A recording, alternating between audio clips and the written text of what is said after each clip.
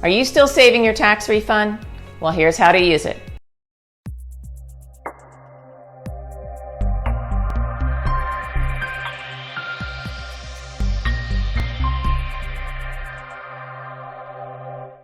If you've started researching the home buying process, or you've already purchased a home in the past, you probably know one of the first things you need to consider is the size of the down payment you're going to need once you find that home.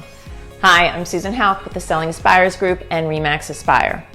While that down payment can vary depending on what type of financing you qualify for, it is never a bad idea to start saving as much as possible as soon as possible. If you have tax refund money tucked away into savings, this would be the perfect opportunity to use that cash. With the average refund for this year around $3,000, there's a good chance your tax refund, potentially paired with additional savings, can put a major dent in your down payment. With a competitive market that doesn't seem to be cooling off anytime soon, now is the time to buy. Ensuring you have proper funds to cover that down payment once you find the one can save you heartache in the future. Invest in your future. Don't let this opportunity slip away. Turn that refund into a solid foundation for your dream home. Reach out to my team and I today. We can get you in touch with a lender so you can get pre-approved and find out just how much you need to have saved.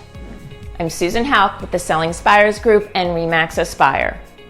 I'm licensed in Maryland and Pennsylvania. Your real estate journey starts here. And remember, when you do what you love, people love what you do.